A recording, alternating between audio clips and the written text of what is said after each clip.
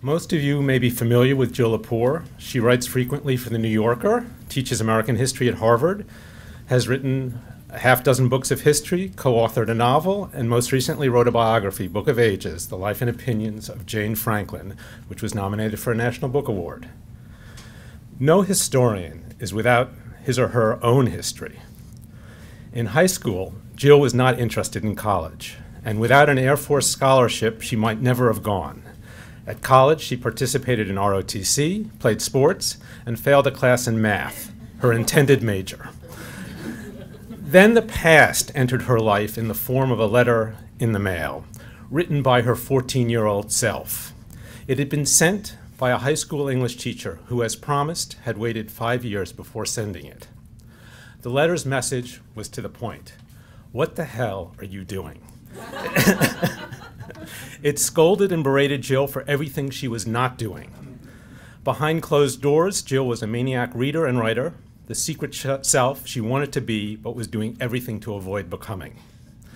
I give you this glimpse into Jill's history because it suggests why history for her is so important, why puzzling over and wondering where things come from, why they are the way they are, whether it's coffee cups, breastfeeding, birth control, or the right to bear arms, matters so much to her.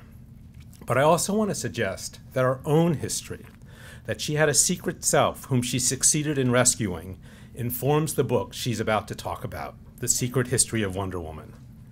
What makes Jill incomparable as a historian is the sheer delight she takes in discovery, a delight so infectious it leaps off the page.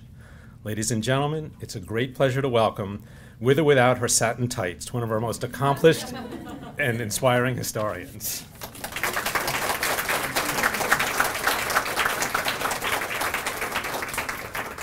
Thank you so much. Did everybody get the joke about the satin tights? Okay. My kids always sing the song to me. The Wonder Woman TV theme song involves fighting for your rights with your satin tights. So it's a big, big part of my life, satin tights. It's so much fun to be here this morning. I think I'm here because I was willing to get up at this hour. And so I'm in solidarity with all of you, and I urge you to drink as much coffee. There seems to be more coffee coming on the way. This is a book that's really fun to talk to librarians about because it's a book that really emerged from the library. It's not a project that came out of my own head. I actually felt I had to write this crazy book about Wonder Woman because of stuff that happened to me in libraries and archives. Historians, there are several different kinds of historians, but you could broadly class historians into two categories, those who love archives and those who hate archives. We have a whole rhetoric about archives. If you're writing something that's about something you know very little, you say, I'm working outside my archive. Historians are really into archives. I'm a historian who loves archives. I love the detective work of being in a library. I love that even when I was a kid. And I teach a class at Harvard where we have the students go do detective work in libraries. They have to observe people in the library. They have to choose one of the Harvard libraries and go spend a day there watching people and write a sort of Raymond Chandler kind of gumshoe report on a day in the library. Okay, I have one last library thing to say, which is that I wore my Melville Dewey earrings today, which are made of cut-up card catalogs, which I once looked up, and they're actually from a John Dos Passos book. So, card catalog is here with us today in spirit. Wonder Woman was created in 1941 by a guy named William Moulton Marston. She's the most popular superhero of all time. Batman and Superman were created in the late 1930s, just a few years before. Wonder Woman was as popular as they were. She had the same publisher and the same editor.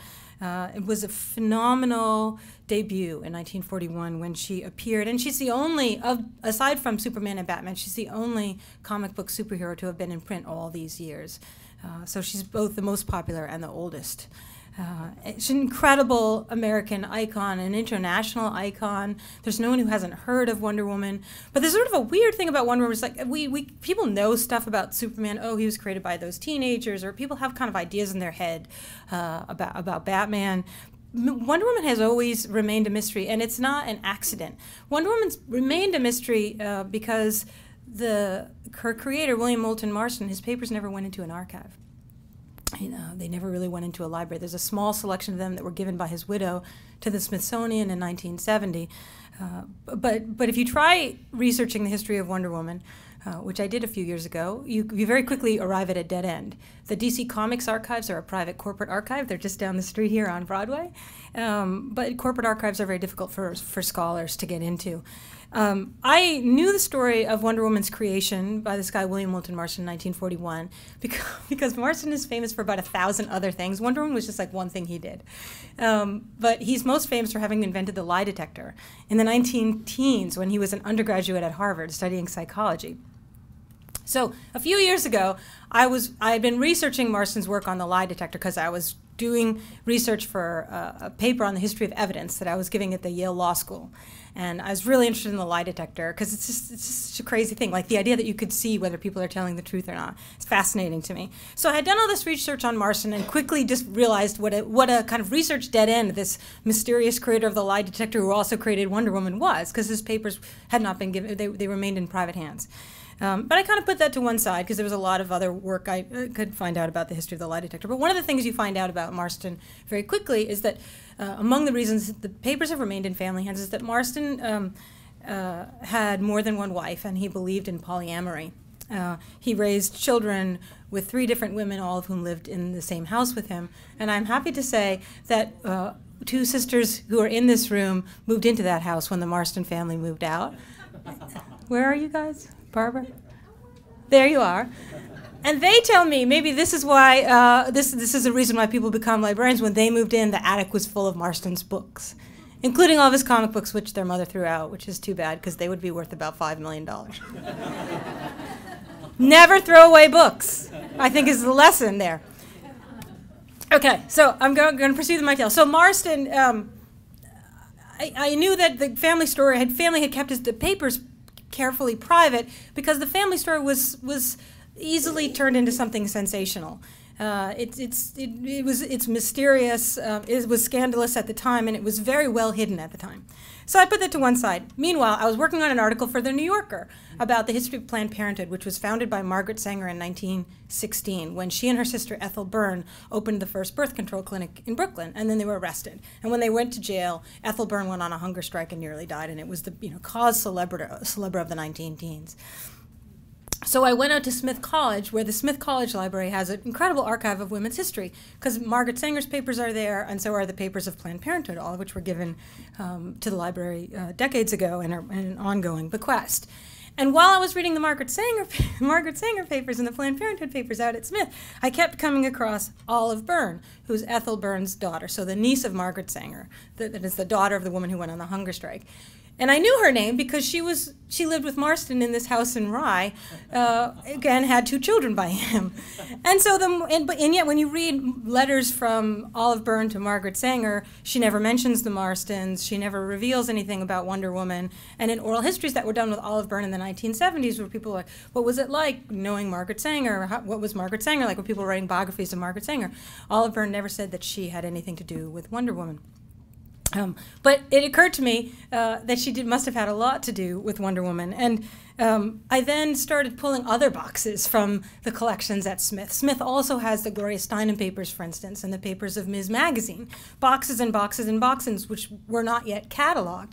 But I don't know if you will remember, but in 1972, when Ms. had its debut, the very first regular issue in July of 1972 featured Wonder Woman on the cover. And she's striding across the cover and carrying this is a sign in the back that says Wonder Woman for President. And it's about Shirley Chisholm's bid for the presidency in 1972, the first woman to sort of make a credible effort to run for president. So Wonder Woman was a big part of second wave, what we call second wave feminism in the 1970s. So I pulled Gloria Steinem's papers, and I pulled Ms. Magazine's papers, and what do you know, there's all this correspondence from Marston's widow, whose name is Elizabeth Marston, with Gloria Steinem in the 1970s. And I went in, and then I went into the office of the librarian, the head archivist, a lovely woman named Ida Goodwin, because the catalog, the papers for Steinman Ms. Magazine hadn't fully been cataloged yet.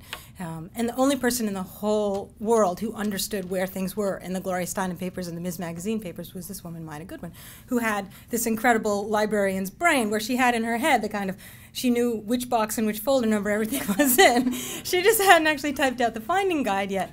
And I sat down with her in her office, and I tried to say very slyly and sneakily, because I was very excited about my finding, which seems totally revolutionary. I said, I've been reading the Steinem papers and I'm the Ms. Magazine papers, but you know they're uncatalogued, and it's just a little happenstance. I think I found what I found, but I'm wondering, anything in those papers, is there like a Wonder Woman file or like a Olive Byrne folder, Elizabeth Marston, any of these things ring true?